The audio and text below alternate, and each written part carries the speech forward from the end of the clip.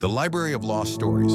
In a quiet town, there was an old library that no one visited anymore. Dust covered the shelves, and the air smelled of ink and time. But for Emma, this place was a second home. Books were her escape from loneliness. Since her mother passed away, her father had buried himself in work, leaving Emma with nothing but stories to keep her company. One rainy afternoon, while wandering the farthest corners of the library, Emma noticed something odd. A slightly crooked bookshelf.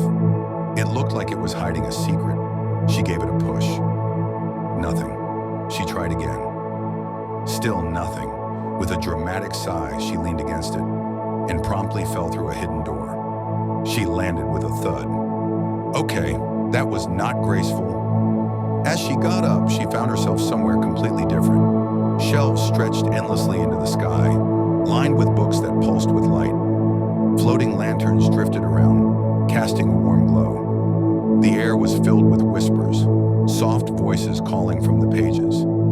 A tiny, glowing creature appeared right in front of her face. Emma flinched. Ah! What are you? A ghost? A firefly? A really aggressive light bulb? The creature folded its tiny arms.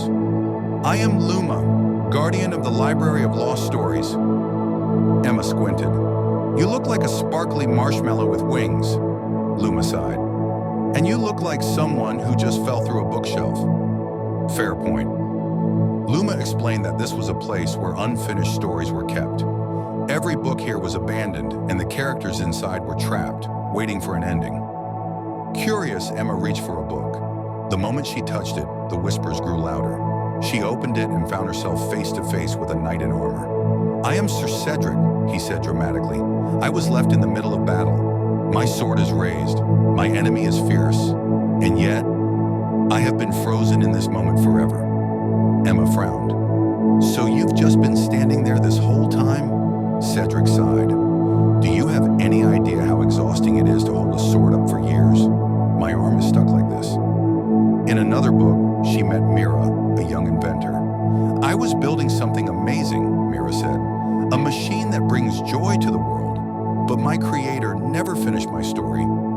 Emma peeked at the blueprint beside her. Is it supposed to be on fire? Mira gasped. Oh no, not again. She frantically patted out the tiny flame. I just need a little help, okay?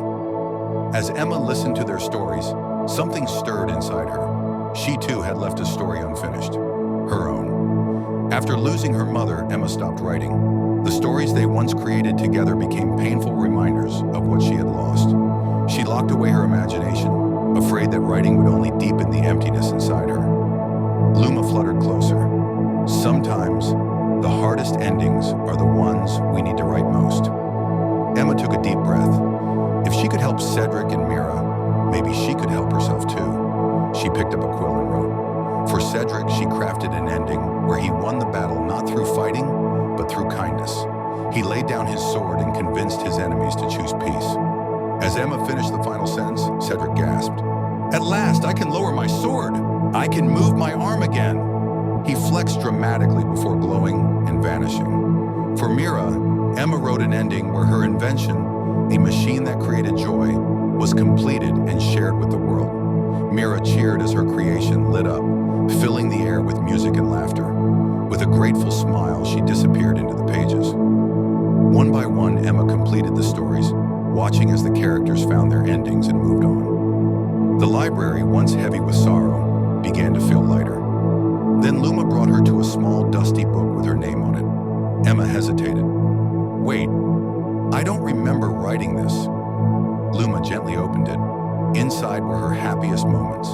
Afternoons spent writing with her mother, nights filled with laughter and stories. But then, the pages turned dark. She saw the day her mother left, the quiet house, the emptiness that followed. Tears filled her eyes. She had been stuck in this unfinished story for so long, afraid to turn the page. But now she knew what to do. With shaking hands, she wrote. Emma would remember. She would keep her mother's memory alive, not with sadness, but with stories. She would write again, not to escape the past, but to celebrate it. And she would share her stories with her father, hoping to bring them closer once more. As she finished the final word, warmth filled her chest. The book glowed brightly, and for the first time in a long while, Emma felt whole. She stepped back through the hidden door and found herself in the old library once more. The dust still covered the shelves. The air still smelled of ink and age. But something had changed. Emma had changed. She picked up her notebook and began to write again. Her stories. The library, once forgotten, became a place of joy and imagination. Children came to listen to Emma's stories, and the building filled with life once more. Though she'd never found the hidden door again, Emma knew the library of lost stories would always be with her, whispering in her heart, waiting to be written in every story she would ever tell. Thanks for watching. If you enjoyed this video, don't forget to like, share, and subscribe to StorySpire for more amazing content.